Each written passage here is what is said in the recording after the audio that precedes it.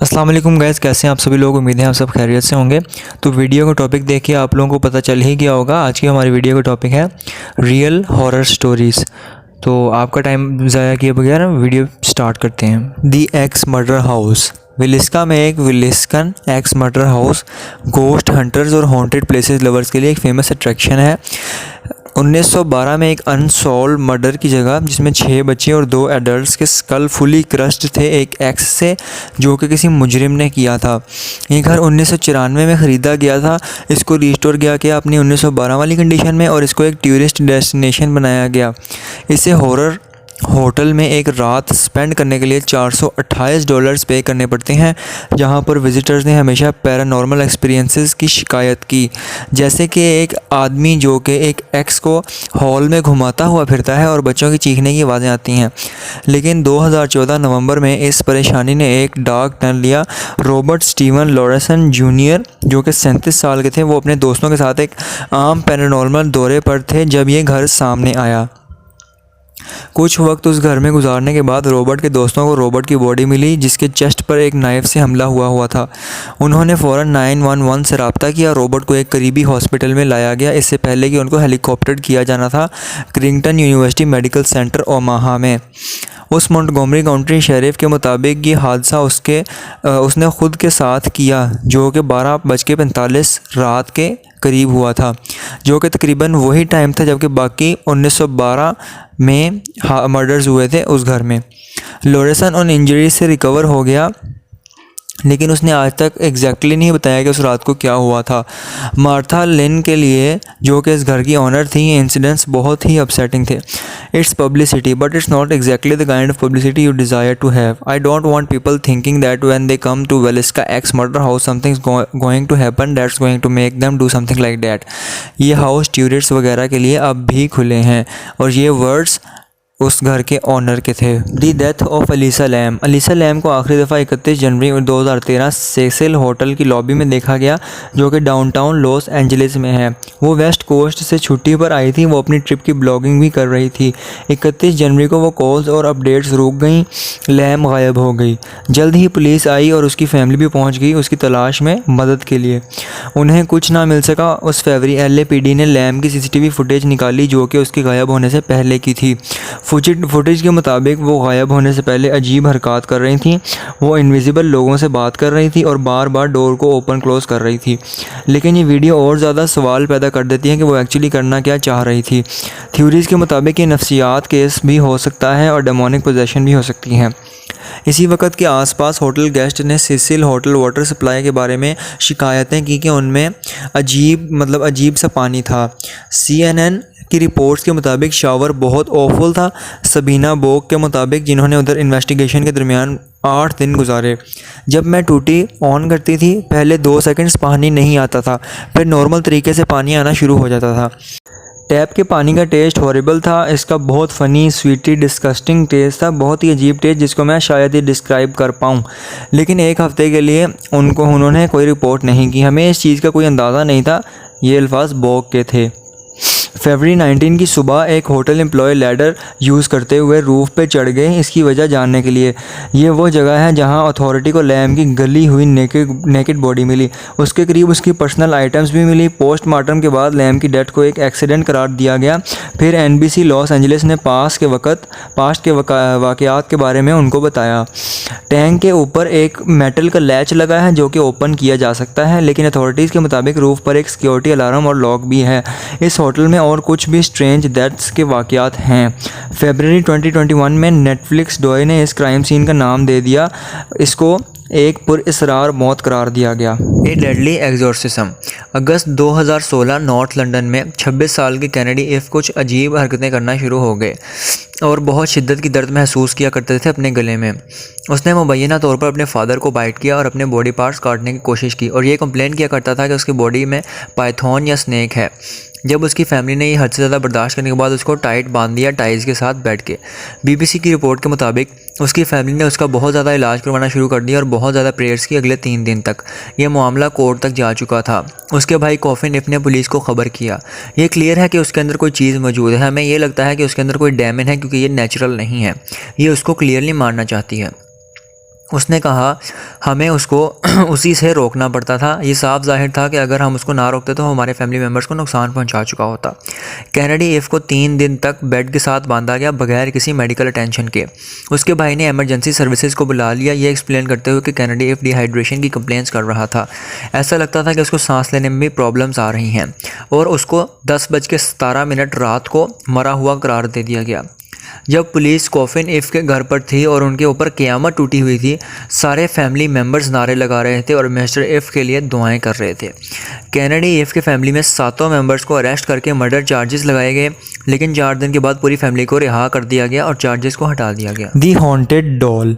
जब भी हम हॉन्टेड डॉल्स के बारे में सुनते हैं हमारे जहन में वही बूढ़ी सी दिखने वाली डॉल्स का ख्याल आता है, लेकिन उनमें से कोई आपके करीब नहीं पड़ी होती। फिर भी ये बच्चों के करीब ज़्यादा कंफर्टेबल नहीं होती।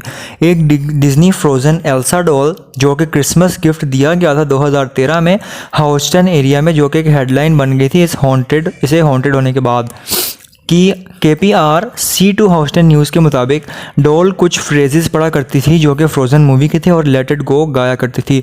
जब एक बटन उसके नेकलेस पे था उसको प्रेस किया जाता था। 2 साल के लिए उसने ये इंग्लिश में किया। मदर एमिली मैडोनिया ने कहा 2015 में उसने इस सब को स्पेनिश और इंग्लिश को मिक्स करना शुरू कर दिया। उस पर कोई ऐसा बटन नहीं था जिससे ये सब चेंज किया जाता, ये सब रैंडम था।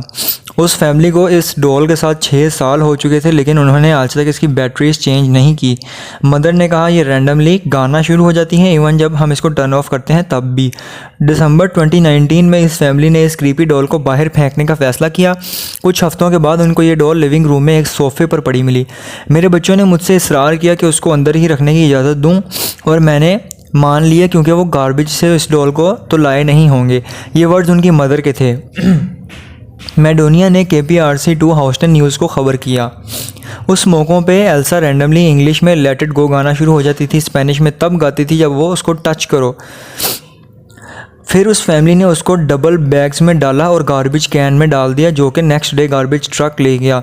वो अगले दिन ही एक ट्रिप पर चले गए। कुछ दिन बाद जब वो वापस आए एल्सा भी वापस आ चुकी थी और उनका घर के बैकयार्ड में वेट कर रही थी। इस दफ़ा उन्होंने अपने एक फैमिली फ्रेंड को ये डॉल दी जिसने उसको अपने ट्रक के फ्रंट पर टेप कर दिया। अभी तक तो एल्सा डॉल वापस नहीं आई। मैडोनिया की फेसबुक अपडेट्स के मुताबिक dead animals on the wall. ब्रैडजीज की फैमिली ने जब अपने घर को 2015 में इंस्टॉलेट करने का फ़ैसला किया ऑबर्न पेनिसिल्वेनिया में, उन्होंने शुरू में ही दीवारों पे एनिमल्स की डेड बॉडीज़ देखी।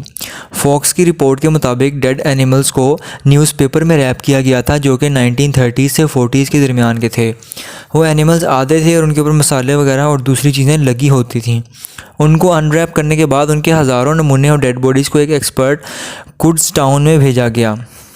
उस एक्सपर्ट ने उन सड़े हुए जानवरों को वॉल्स के साथ बांधा पाव वाव करने के लिए, जिसको आप डच मैजिक भी कह सकते हैं।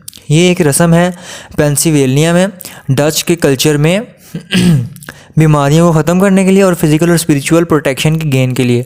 वॉशिंगटन पोस्ट के उस मैजिक के बारे में ये नोट्स थे। बहुत से स्पेल्स लाइफ स्टॉक की केयर के लिए, पानी ढूंढने के लिए, मामूली बीमारियों की ट्रीटमेंट के लिए, हालत की उकासी के लिए इस्तेमाल होता था। लेकिन उनकी रिवायात के मुताबिक पाव डार्कर स्पेल्स और कंज्यूरिंग डेमन्स के लिए भी थे। उनकी रिवायत में एक ये रस्म भी थी, किसी कुत्ते को वफ़ादार बनाना है या अपनी वफ़ादारी पैदा करनी है तो अपना ब्लड निकालो और उसके खाने में मिलाओ और उसको खिलाओ और वो कुत्ता हमेशा आपके साथ रहेगा। उनके मुताबिक उन सड़ी हुई लाशों ने उनकी फैमिली में बीमारियां पैदा कर दी थी और उनकी बदबू अभी तक उनके घर से नहीं गई। दी वॉचर। इस फैमिली के ड्रीम हाउस की वर्थ $1.3 मिलियन थी और इस घर में शिफ्ट होने के बाद इस जर्सी फैमिली को मौत की धमकियां आना शुरू हो गईं, एक बंदे के नाम से जो कि अपने आप को दी वॉचर कहता था। इस साल CBS न्यूज़ के मुताबिक जब से हम इस घर में शिफ्ट हुए हैं हमें बेशुमार लेटर्स मिले हैं एक अजनबी आदमी से। वॉचर नामी आदमी ने दावा किया, ये घर बहुत सी दिहाइयों से मेरा घर था और मैं यहाँ बैठता हूँ और देखता हूँ दोबारा आने के लिए। कैस्ट्रो ने ये सब रिपोर्ट किया CBS न्यूज़ के लिए। न्यू ओनर्स के कुछ बच्चे भी थे और बाकी लेटर्स में दी वॉचर की तरफ से पूछा गया क्या उनको मिल गया है कि दीवार में क्या है, और मैं अब तुम सब के नाम जान के बहुत खुश हूँगा और उन यंग ब्लड को जो तुम मेरे पास यानी उस घर में लेके आए हो।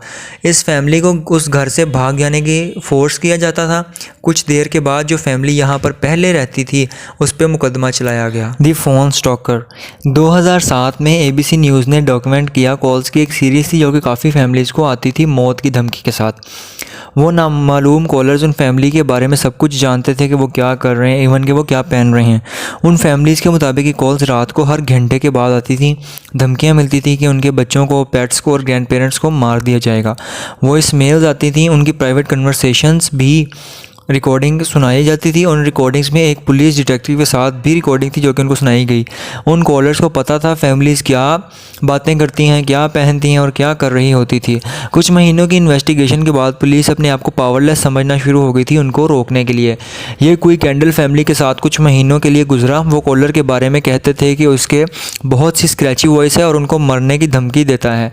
जब पुलिस ने उन मुजरिमों को ढूंढने की कोशिश की तो कोई कैंडल्स को और ज़्यादा फ़ोन आना शुरू हो गए, इवन जब वो बंद भी होते थे उनके फ़ोन्स। ये मामलात और बिगड़ गए। कोई कैंडल्स और बाकी 2 फिक्रेस्ट फैमिलीज़ ने पुलिस को रिपोर्ट किया कि वो मुजरिम उनके ही फ़ोन इस्तेमाल कर रहे थे उनके ऊपर नज़र रखने के लिए। उनके कहने के मुताबिक उनके फ़ोन्स हैक हुए हैं, इसी वजह से शायद उनकी प्राइवेट कन्वर्सेशंस भी उनके पास मौजूद थीं। ये सब पुलिस और उन फैमिलीज़ के अल्फाज थे जो कि एक लोकल डिटेक्टिव के साथ मीटिंग में हुए थे। सो गाइस, उम्मीद है आप लोगों को वीडियो पसंद आई होगी, और अगर आपको वीडियो पसंद आई है तो चैनल को सब्सक्राइब करना मत भूलना और कमेंट में लाजमी बताना कि आपको वीडियो कैसी लगी। सो नेक्स्ट वीडियो तक, till then take care, good bye, अल्लाह हाफिज़।